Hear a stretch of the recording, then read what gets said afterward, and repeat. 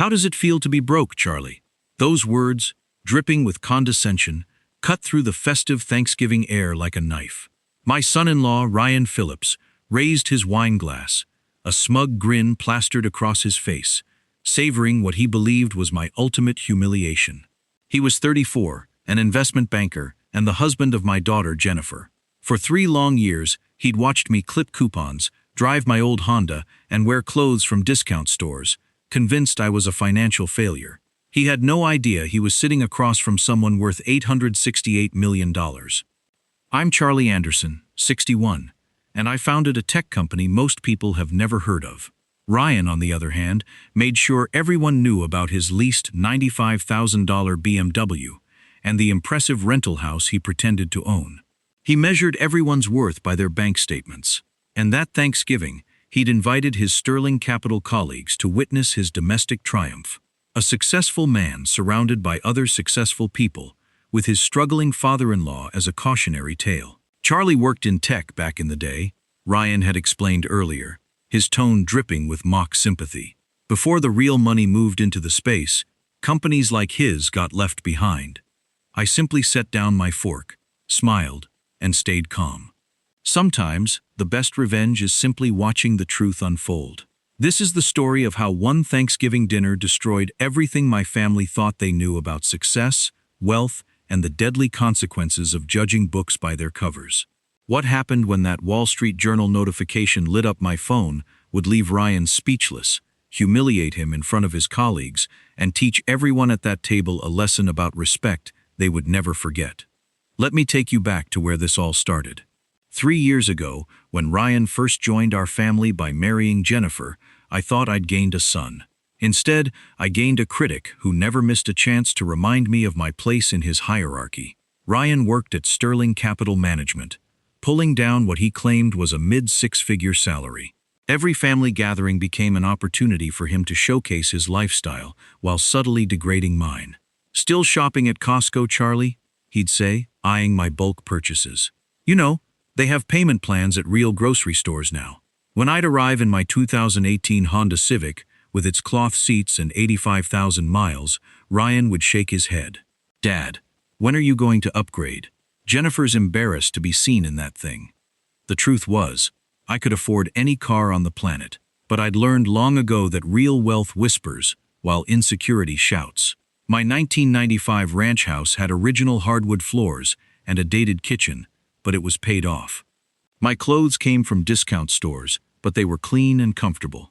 I shopped with coupons and drove a reliable car because those habits had helped me build something Ryan couldn't imagine. But Ryan saw only the surface. To him, I was a failed tech worker living on government handouts. He'd never bothered to ask about my background, never showed curiosity about what CodeBridge systems actually did, never wondered why I seemed so relaxed about money despite my modest spending. The pattern escalated over time. At Jennifer's birthday last year, Ryan announced he was upgrading their lifestyle. "We're moving to Westlake Hills," he proclaimed, showing photos of a house listed at $1.3 million. "Some of us believe in living up to our potential." His eyes found mine across the room. Of course, not everyone understands the value of making an impression. My wife, Linda, squeezed my hand under the table. She knew what I was worth, knew what I'd built, knew how hard it was for me to bite my tongue. But I'd always believed in letting actions speak louder than words. The worst part wasn't Ryan's condescension toward me. It was watching how it affected Jennifer.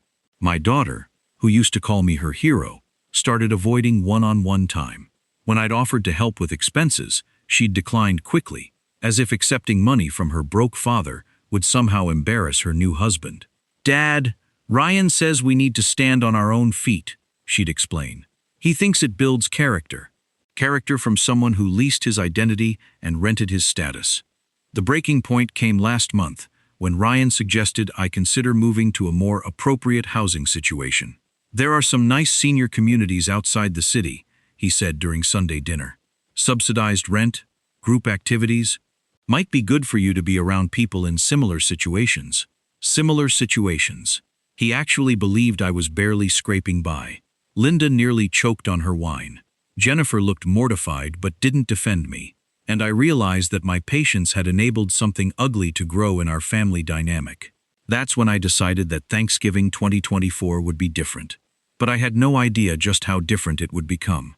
Ryan had pushed me into a corner for 3 years, using my daughter as leverage and my humble lifestyle as ammunition. He'd mistaken my restraint for weakness and my values for poverty. He was about to learn the difference. The weeks leading up to Thanksgiving felt like watching a storm build on the horizon. Ryan's confidence had reached dangerous levels, and I could see how it was poisoning my relationship with Jennifer. "Dad, maybe you should consider what Ryan said about downsizing," Jennifer mentioned during a rare phone call in early November. "I worry about you rattling around in that big house alone." "Big house?" "It was 1,200 square feet. The mortgage must be killing you," she continued. "Ryan calculated that even with Social Security, you're probably spending 60% of your income on housing costs." Ryan had calculated. My investment banker's son-in-law had run numbers on my finances based on pure assumption. The irony was so thick I could taste it. "Jen, I'm doing fine," I said gently. "The house is paid off. Dad, you don't have to pretend with me."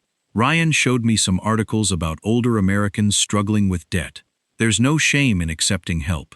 Help from a man who was leveraged to his eyeballs, pretending to own assets he was barely qualified to lease. But the real wake-up call came when Jennifer suggested I shouldn't host Thanksgiving this year. "Ryan's house has more space," she explained. "And honestly, Dad, your place is looking a little tired. Ryan's colleagues might be there, and you know how appearances matter in his business."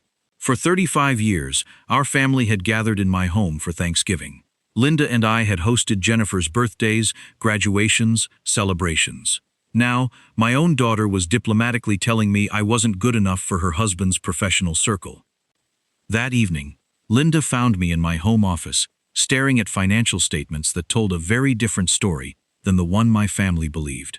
"Are you going to tell them?" she asked, settling into the chair across from my desk.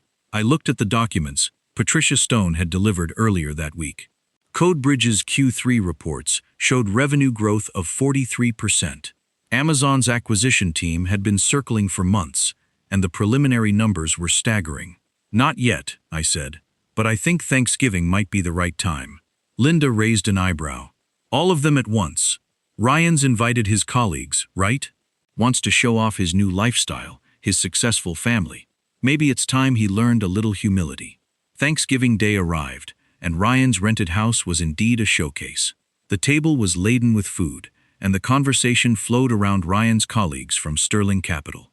Brad, a senior associate, leaned forward with interest. "You're in finance too, Mr. Anderson." "Not exactly," Ryan answered before I could respond. "Charlie worked in tech back in the day, before the real money moved into the space." "What kind of tech?" Brad asked politely. Ryan waved dismissively. "Oh, you know, grunt work, implementation stuff before artificial intelligence and automated systems made most of that obsolete." Automated systems. He just dismissed the very technology that was about to make me 9 figures richer. "The thing about Charlie's generation," Ryan continued, warming to his theme, "is they understood process, but not strategy. They could build things, sure, but they never grasped the bigger picture of value creation." Jennifer shifted uncomfortably. Even she could sense Ryan was pushing too hard. "Take Charlie's old company. What was it called, Dad? Code something?" "CodeBridge Systems," I said quietly. "Right. CodeBridge. Classic example of old-school thinking. They probably built solid products, hired good people, focused on customer service, all very admirable." Ryan's tone suggested it was anything but. But when the market shifted towards scalability and strategic partnerships, companies like that got left behind. "What happened to the company?" asked Sarah, another Sterling Capital associate. Ryan looked directly at me with mock sympathy.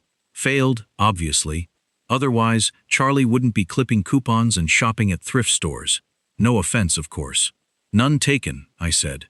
"The brutal truth about business," Ryan continued, "is that good intentions don't pay bills. You can work hard your entire life, build something solid and honest, and still end up broke because you didn't understand how modern markets actually function." The table was silent, except for the clink of silverware. Everyone could feel the cruelty in Ryan's monologue, but no one knew how to stop it. Take real estate as an example. Ryan gestured around his rented showcase. Some people save for 30 years to buy a modest home and think they've achieved success. But smart money leverages assets to acquire appreciating properties that generate passive income streams. He was describing exactly what I'd been doing for the last 15 years, but from his perspective, I was the cautionary tale of financial ignorance. I feel bad for people like Charlie, Ryan continued. They did everything they thought was right. Worked hard, saved money, built businesses based on outdated models. But they never understood that in the modern economy, you have to think bigger. Ryan, Jennifer said softly, maybe we should. It's okay, honey. Your dad knows I'm trying to help. Ryan's smile was pure poison. Charlie, I've been thinking about your situation, and I have an idea that might interest you. Here it comes, I thought. Sterling Capital has a program for older investors with limited assets, very conservative portfolios, minimal fees, designed for people who can't afford to take risks. Ryan leaned forward like he was offering charity. I could probably get you started with as little as $5,000. Build a small nest egg over time. $5,000. He was offering to help me invest $5,000. That's very generous, I said. It's the least I can do for family. I mean, watching someone struggle at your age. It breaks my heart. Ryan's voice carried just the right note of compassionate concern. How does it feel, Charlie, being this broke at 61, knowing you'll probably never recover financially? The silence was absolute. Even the Sterling Capital people looked mortified. How does it feel to be broke? Ryan repeated, his smile never wavering.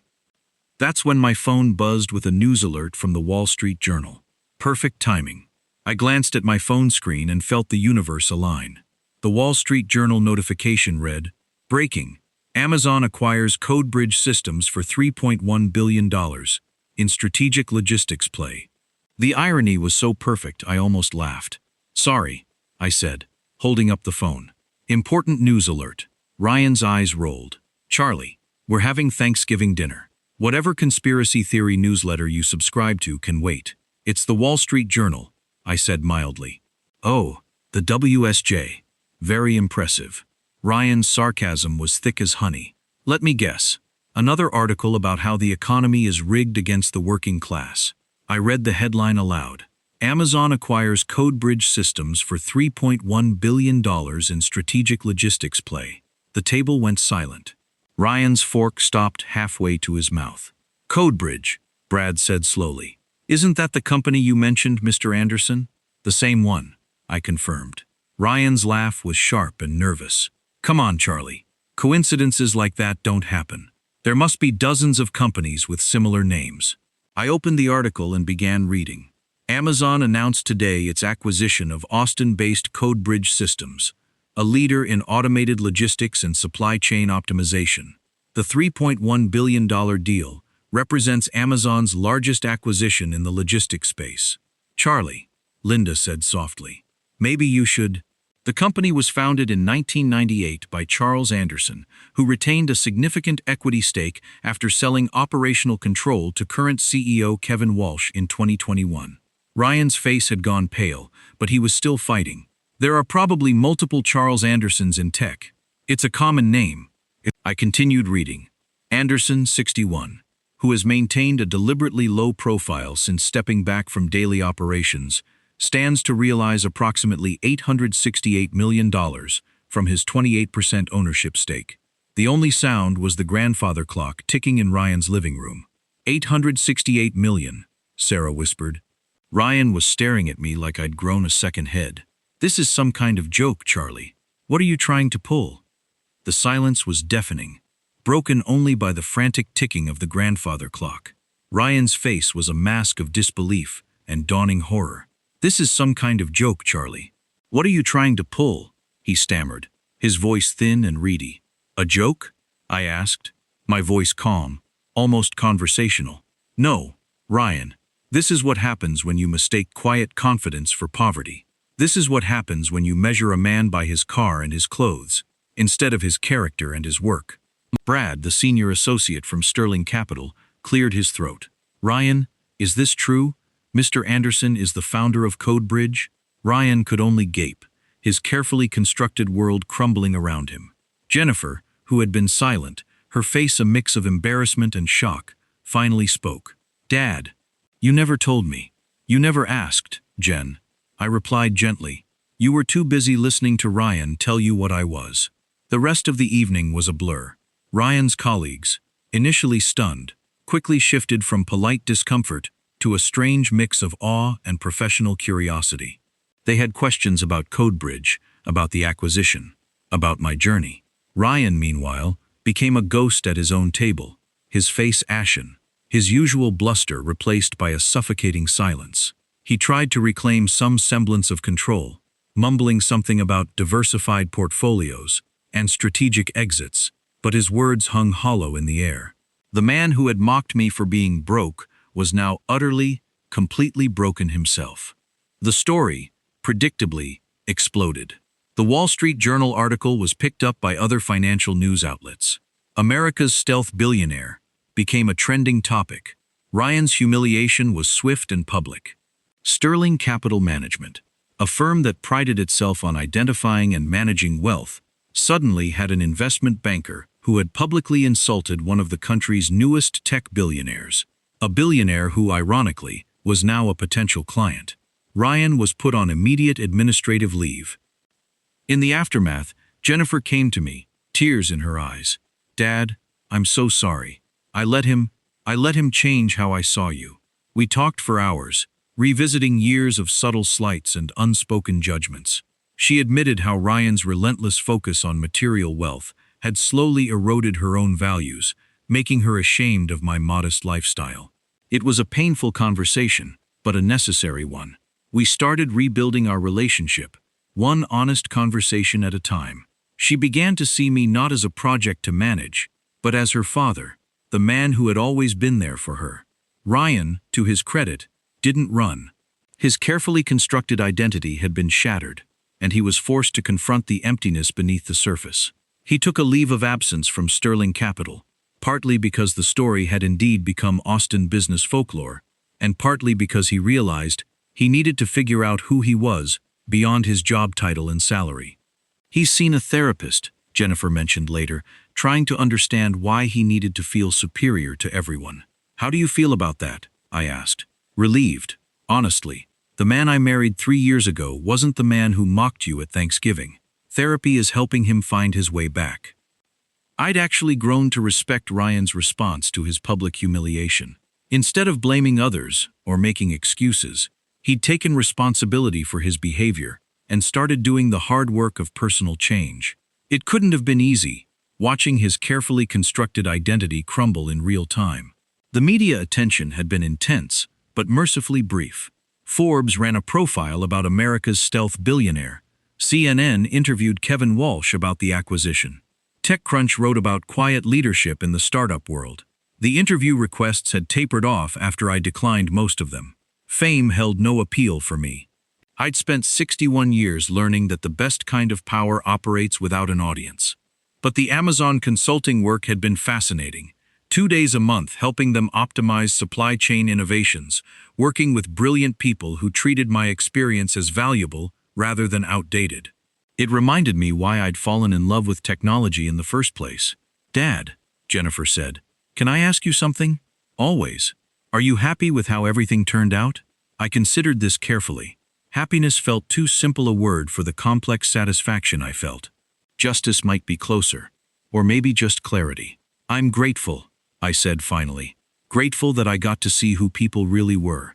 Grateful that you found your way back to treating me like your father, instead of a project to manage. Grateful that Ryan is doing the work to become someone worthy of you. And the money. The money is just money, Jen.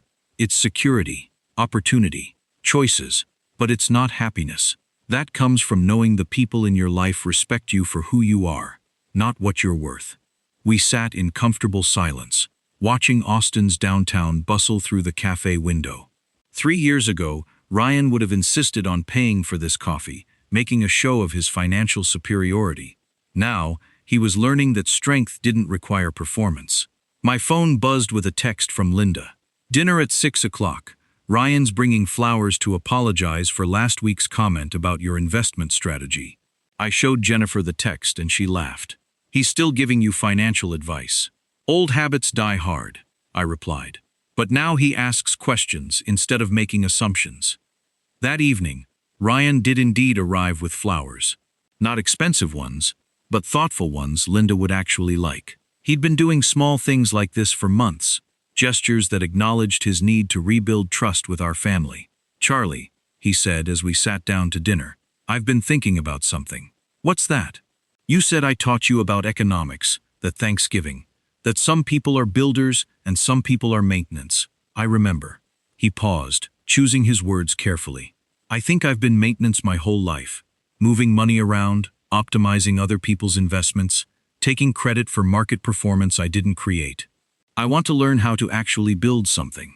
It was the question I'd been hoping he'd ask. Building requires patience, I said. It requires accepting that other people might be smarter than you. It requires failing quietly and learning constantly. Would you teach me? I looked at this man who'd spent 3 years tearing me down, who'd humiliated himself through his own arrogance, who was now humble enough to ask for help from someone he'd once pitied. Ryan, I said, I'd be honored to teach you about building things that last. Sometimes the best revenge is helping people become who they were meant to be all along.